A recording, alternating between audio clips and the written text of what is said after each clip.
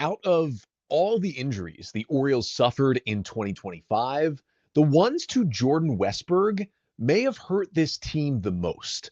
We'll recap what was left of his 2025 season coming up on this episode of the Locked On Orioles podcast.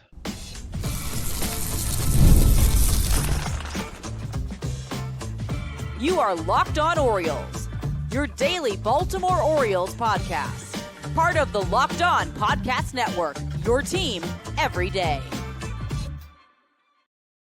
Hey there, Orioles fans. Today is Friday, October 17th, 2025, and welcome back into the Locked On Orioles podcast, part of the Locked On Podcast Network, your team every day. As always, I'm your host, Connor Newcomb. And coming up on today's episode, we are going to recap the 2025 season for Jordan Westburg, taking a look at how good he was when he was on the field and healthy, how he struggled when he was playing through injury, and the multitude of actual injuries that placed him on the IL this season. But that's all coming up on this episode of the Locked On Orioles podcast, which is brought to you by FanDuel. Right now, new customers can bet just $5, and if your bet wins, you'll get $300 in bonus bets to use across the app. Download the FanDuel app today. So we will continue on with our Orioles season review series for each player, talking about what went right, what went wrong, and what their biggest storyline is heading into 2026. Yesterday's episode was Dean Kramer. Make sure to go back and check that one out. Kind of was posted later in the day than usual. So if you missed that one, it is there wherever you listen to podcasts and here on YouTube. And we've got today Jordan Westburg going in descending order of Fangraphs WAR these players accrued in 2025. I do understand that I haven't really talked much about the Orioles reportedly being interested in Albert Pujols as their manager. Again, that's going to be coming up most likely on Monday's episode. Just want to have a little bit more managerial stuff to talk about by then. My overall take about Pujols before we jump into Jordan Westburg, I think it's much more likely he is hired as the Angels manager than the Orioles. That's been pretty clear. He is their top target. He's still being paid by the Angels. He played there for a long time. But if you're Pujols and you're looking for the better team and better organization, it is clearly the O's over the Angels.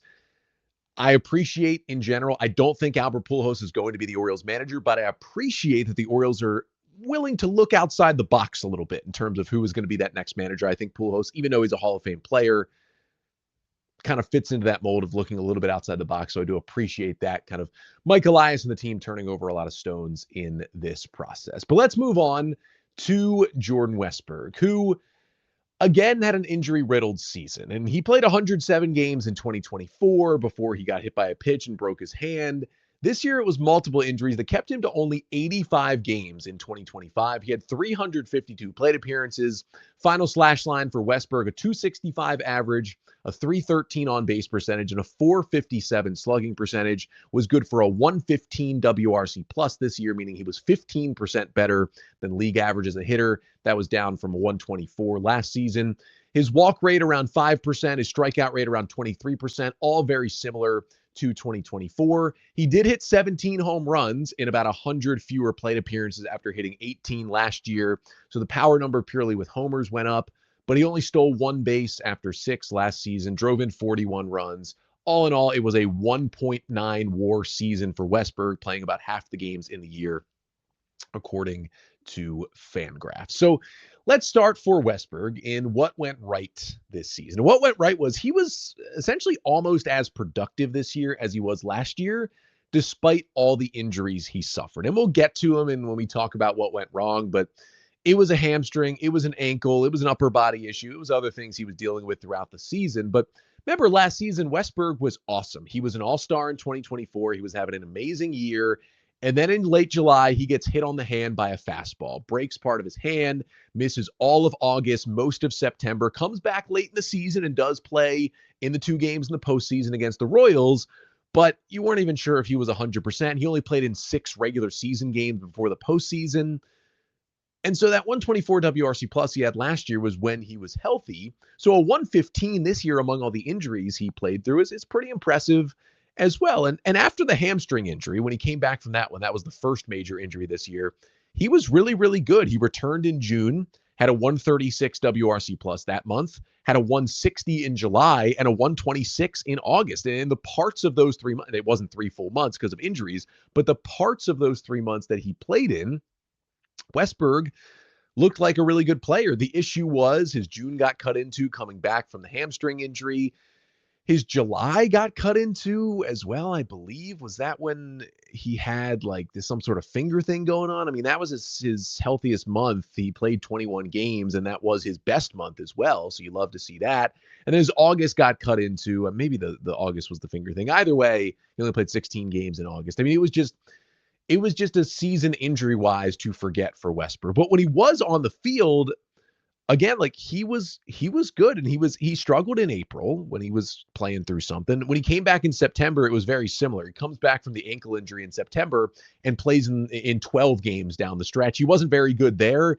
It's possible he wasn't even 100% when he came back, and it was only 12 games. But after May 1st, he had a 127 WRC plus. That's better than his production last year. In the All-Star year, he had a 45% hard hit rate, 11% barrel rate after May 1st. That's pretty in line with the healthy part of 2024. So those are all good things for Westburg. Now, at the end of the season, his advanced data doesn't look as good as it did last year, but some of that was because it was so bad early in the year when he was trying to play through injury, as we'll get to. I think overall, in the times when he was on the field and was actually playing healthy, it was pretty good, which we'll get to in a little bit as well. And I think the other thing that went right for Jordan Westburg this season was he finally got to settle at a position at third base, and he played really well there defensively. We've always known Westburg has been a skilled defender, kind of came up as a shortstop, then moved over to third base and second base. But in 2024, he was still mainly playing third base. 60% of his starts in the field came at third base. 39% of them came at second base. Then he also did start one game at shortstop last year, but he had a -5 total fielding run value. Fielding run value is kind of the all-encompassing fielding stat over at StatCast and Baseball Savant. That kind of includes outs above average and other things to really put your fielding into how many runs you're helping or costing your team. And he basically cost the Orioles 5 runs defensively last year. But here was the thing. When you break it down by position, he was a -6 fielding run value at second base and a +1 at third base. And remember, that was more time spent at third than second. In the smaller amount of time he played at second base, he was kind of a disaster metrically. It was very clear that third base, even from the eye test, was the much better defensive position for Westburg, but they kept jostling him around. This year, third base became more of his starts. 76% of his starts were at third, with only 24% of them on defense coming at second base. It was only 16 total starts at second this year. He also DH'd more this year when he was trying to play through injury, and those were trying to give him that half day off. But he was overall went from a -5 to a +2 fielding run value. He was also a +1 at each position. So he did improvements at second base,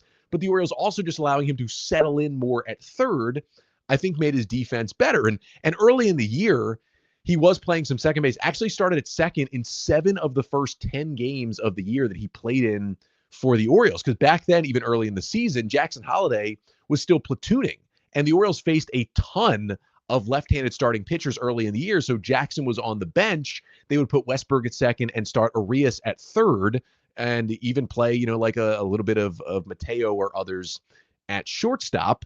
After those first 10 games, when he started 7 games at second, he only started 9 more games at second base all year. So the Orioles really were able to slot him in at third base, and it's clearly his much better spot. And now I think we can all agree, and again, he still has some steps to take and some things to prove, but I feel comfortable saying Jackson Holliday is penciled into second base next year from opening day and isn't going to really be sitting much against left-handers. That allows you to pencil in Henderson at shortstop and pencil in Jordan Westburg at third base, his better position where he knows he's going to play. I really don't think, unless Holliday gets injured, Westburg's going to play much second base at all next year. It was 16 starts this year. If Holliday's healthy, I can guarantee it's going to be less than 16 this coming year for Jordan Westburg. He's better at third. It fits the defensive alignment in the infield better anyway, and I think it was definitely a positive for him this season. But unfortunately, as I mentioned, it was just an injury-riddled year, and that is really the big part of what went wrong for Jordan Westburg this season. We'll get to that right after this. But first, this episode of the Locked On Orioles podcast is brought to you by Prize Picks. Now, every day we make decisions, but on Prize Picks, being right can actually get you paid. Don't miss the excitement of this football season with Prize Picks, where it's good to be right. Playing Prize Picks is such a fun, simple way to add more excitement to football. You just pick more or less on player projections like Josh Allen passing yards or Saquon Barkley rushing for a touchdown, and you're in the game. And I love how quick it is to play at Prize Picks. You can literally make your lineup in under a minute. And with the new injury reboot feature, if your player leaves early and doesn't return, it won't count against you. So download the Prize Picks app today and use code LOCKEDONMLB to get $50 in lineups after you play your first $5 lineup. That's code LOCKEDONMLB for $50 in lineup after your first $5 lineup. That's at Prize Picks. It's good to be right. So for Jordan Westburg, there were certainly positives in this 2025 season, but also certainly a lot of negatives. Let's talk about what went wrong for Westburg this year. And a lot of it has to do with the injuries. I mean, injuries just destroyed his season again. And Westburg started out red hot in Toronto. First 3 games of the season, Westburg homers 3 times, including having a 2-homer game as the Orioles win 2 out of the first 3 against the Blue Jays. Then something happened. We're still not exactly sure what it was, but he got hurt. The Orioles sat him, gave him a day off in that Sunday game, the 4th game of the year, when he was dealing with something. He came back in that next week and was playing, but was clearly not okay. He was on the active roster through most of the month of April, but he was terrible. For those next 20 games, when Westburg came back, he was not good. Like when he got that one day off and then he came back for 20 games, he was terrible. In those next 20 games in April, 177, 226, 266 with a 37 WRC plus, low bat speed, low hard hit rate. That was his stretch of 20 games. That included a stretch at the plate where he went 0 for 30 before he had a home run at home late in April. It was clearly something that was wrong. And Westburg even talked about it with the media a couple times, didn't exactly say what was going on. The Orioles said it was some sort of upper body thing. The O's talked about how he got run down playing on the turf in Toronto and something happened injury-wise. And Westburg even was quoted a couple of times saying that, you know, he was dealing with something and he felt like he was going to be playing through it for a while. And clearly it got to the point where either he couldn't play through it or it seemed like he sustained another injury. And that gave him, I guess, a better excuse to just go on the injured list. Because on April 28th, the Orioles placed him on the 10-day IL with a left hamstring strain. One of the many Orioles that somehow suffered a hamstring strain this season. And again, it seemed like there were multiple injuries, though, that he was dealing with. He missed almost 6 weeks and did not come back until June 10th. Now, he came back June 10th and he was healthy. We saw a healthy and really, really good Westburg. For those next 50 games where he was healthy after coming back June 10th, that was all-star level Jordan Westburg. 304, 354, 513 slash for a 143 WRC plus. He was the Orioles' best hitter. For those 50 games, June through July, he looked awesome. It was like, wow, this looks like the Orioles' second best player behind Gunnar Henderson when he was out there. And then he gets hurt again. August 19th, goes on the injured list a few days after spraining his ankle rounding second base at Fenway Park and misses about a month. Returned on September 16th, still did DH some when he came back, and he wasn't right. He had just a 58 WRC plus in those 12 games in September when he returned. Maybe wasn't ready. Obviously wasn't a lot to play for either. So truly by the end of the year, he played 85 games, but you could argue he was maybe only healthy for 53 of them, right? The 50 in the middle and then the 3 at the beginning of the season in Toronto before he suffered the injury. In those 53 games, he was the Orioles' best hitter. He was one of the better hitters in the American League if you cut out those 53 games. Unfortunately, you can't because you got the other games he played and then all the games he missed because he was on the injured list. Now, when he was out there, the other thing was, the kind of damage he did was not the same. Now, he did have a 513 slugging in those 50 games he was fully healthy. That would have been a career high, so the power was still there. But the biggest issue when he tried to play through injury was hitting the fastball and driving the fastball. In 2024, Westburg had a plus 10 run value against four-seam fastballs. The run value by StatCast showing like how many runs essentially you're producing for your team when you're facing a four-seamer. Plus 10 is great. He hit 294. He slugged 624 against four-seamers. This year had a -1 run value against four-seamers. That's the most, common pitch you're going to see. 212 average, slugging down to 365.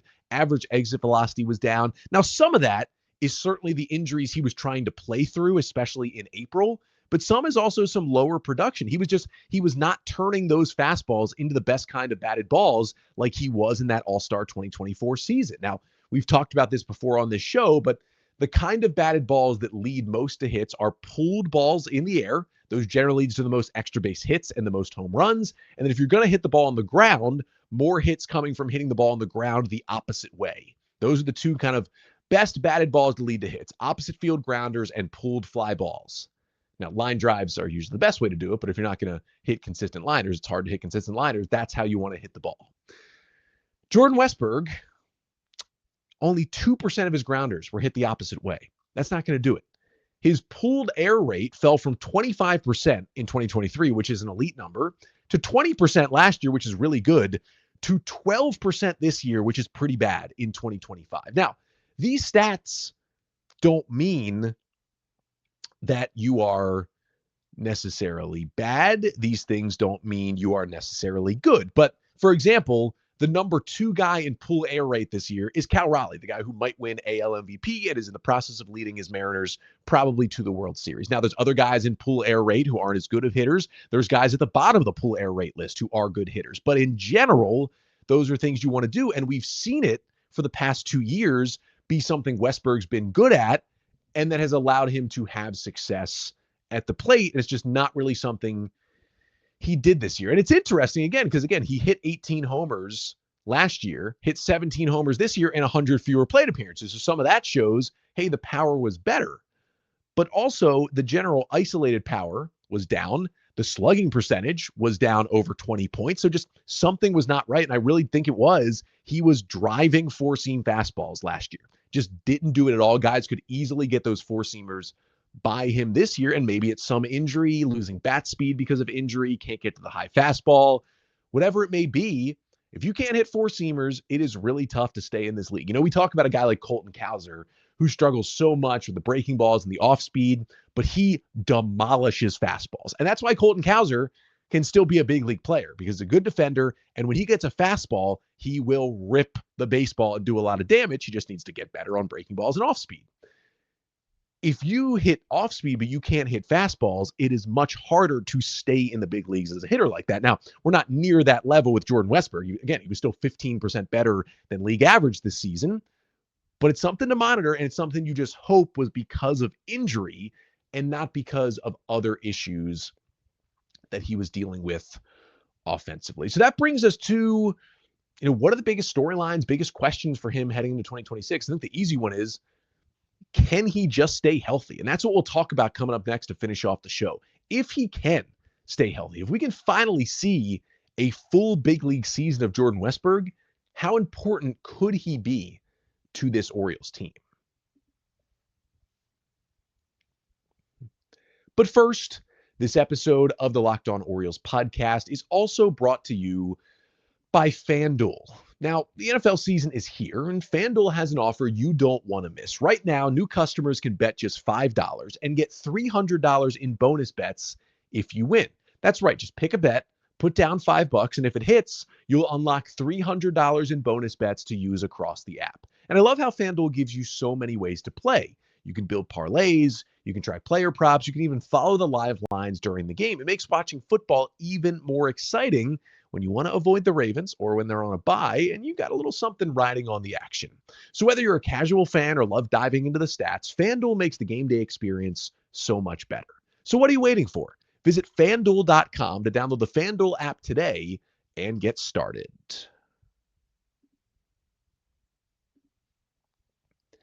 So for Westburg, he had some really productive stretches when he was healthy. He had some bad stretches when he was trying to play through the pain, and he spent, again, a lot of time on the injured list. It's not good when you're a really important player and you only play 85 games in a season. that is what we saw from Westburg. So he'll turn 27 in February, kind of right around when the Orioles start reporting to spring training. He's still, right around his prime years. He's put together, when he's been on the field, back-to-back good seasons, but we still have not seen a full year for Westburg. So let's talk about biggest storylines for him heading into 2026. The first one is, can he stay healthy?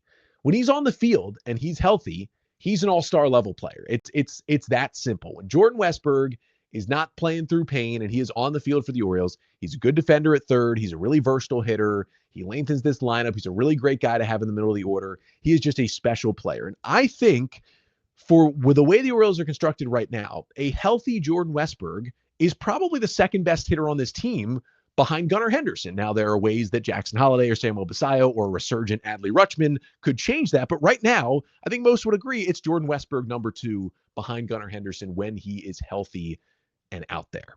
If he's not out there, it's probably a lot of Jeremiah Jackson at third base, who really showed up on the scene and then kind of faded down the stretch this year in his first chance in the big leagues, or whatever, veteran utility type player the Orioles will probably sign to a 1-year deal this offseason. I think it's pretty likely they sign one of those guys to the roster because, again, they did trade Ramon Arias. Most likely he won't be back. And that kind of player, whoever it is, Jackson, Arias, whatever, it's going to be a guy who helps. Yeah, right. Ramon Arias played some great time for this Orioles team the last 2 years, filling in for Jordan Westburg. But Arias was still always a step down from Westburg. And Jeremiah Jackson or, a player like Willie Castro or something is still going to be a downgrade from Jordan Westburg. You need Westy to be healthy and to be in that lineup. So the other question is, if he's healthy, can he take another step forward? Because we still have not seen a full Westburg big league season. We've seen, fuller minor league seasons, but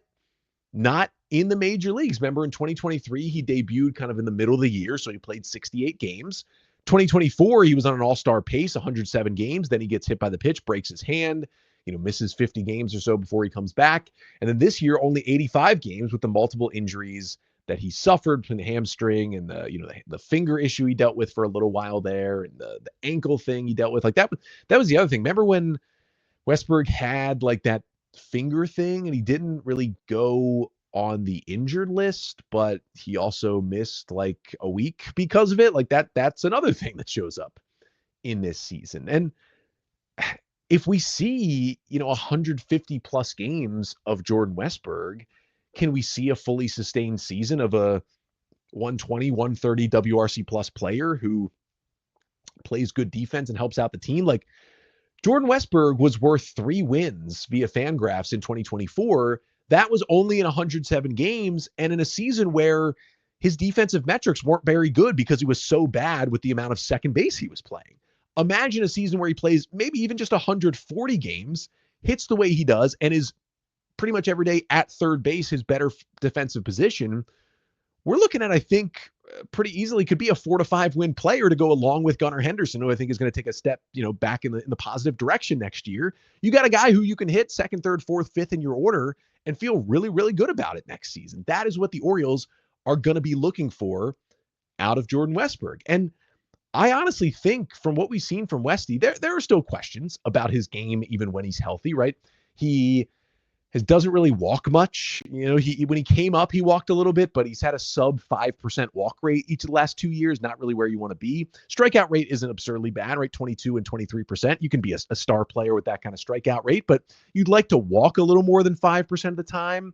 And there's some other things in his swing that can get a little wacky as well. But I think in general, like, if he's a healthy player who plays a full season, this is an all-star level player. I don't think that was a fluke, him making the all-star team in 2024. I think that's something he can do a couple more times in his career and be a really good hitter for a long, long time in this Orioles offense. And I think the other question for Westburg more long-term is just, are the Orioles able to commit some years to him? Like, he's got plenty of time before we have to worry about it. He's not a free agent until after 2029. So the Orioles still have 4 more years of team control of Jordan Westburg, but he seems like the perfect kind of player if he can show you in 2026 a full season healthy, that maybe next off season you tried to get an extension done with Westburg. And I understand he is a Scott Boras client, which just in general makes it tougher to get an extension done.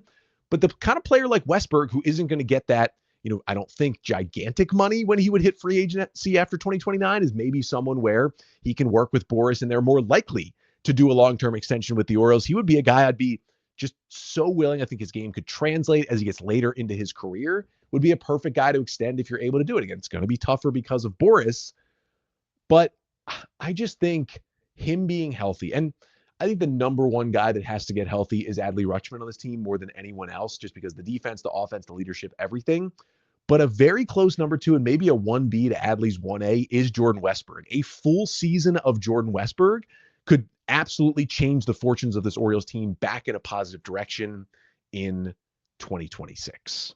But that'll do it for today's episode. Thank you so much for tuning in. Make sure to like, comment, and subscribe to the Locked On Orioles YouTube channel. Make sure you are following, subscribing wherever you listen, Apple Podcasts, Spotify. Leave a 5-star rating and a review as well. It really helps out the show. And if you have Orioles questions, we're going to do some mailbag questions later here in the offseason. You want to just talk some ball, you want to give feedback to the show, I always appreciate it. You can always email me, lockedonorioles@gmail.com.